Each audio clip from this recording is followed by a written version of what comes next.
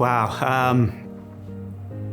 When I found out from Ron that I humbly won this award, which I don't know how to put it. I actually felt overwhelmed. I almost wanted to cry. It's sort of looking back at the last 25, 30 years of your life and go, you've done something. Like, you've done something. And that was just overwhelming for me. So the joy and the proud and the honor of winning the Distinction Award was just incredible. And I just couldn't stop smiling. It started back 1990, and it was just a bunch of three friends that were done high school, wasn't too sure what we wanted to do, and decided, let's just go to Mohawk College and take business. I didn't realize where that was going to take me. And we had such a great time. The experience at Mohawk College was incredible. This was my most incredible experience here. I was a young 17-year-old. I couldn't even buy a beer when I went to college. And so, it was truly a place where you've met great friends, but you had the opportunity to learn in a way that you can actually apply. And I think that's so important, because if I didn't get taught the way I was taught here, I wouldn't have been able to apply what I did down the road.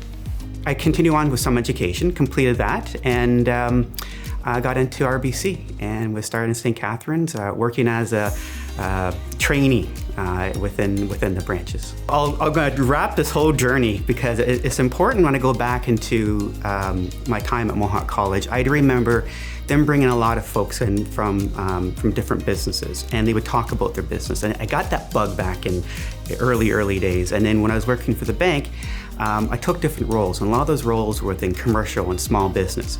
But I was on the other side of the table. I wanted to be the business guy. That was so important for me. And in 2012, I had an opportunity to partner with an individual who was already in the skincare business. And I did not know a thing about skincare, except for you put it on your skin.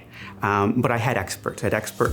Partners that I worked with. They looked after all of the product line, and I figured out how I'm going to connect with clients. And I think that's the biggest thing, was how you're able to connect and connect differently. We often talk about your coming home, your swan song. It's something that it's not a cliche where you want to give back. You really do want to give back. Like, it's something that was very important to me. So I've done that full circle. It became very successful, both in my career and then both with the business, that I have the resources and the time now to go back to the folks. Because I remember sitting in that chair 30 years ago when that individual came to me and talked about their business. And so it's very important that I go back and do the same thing. I want to see Mohawk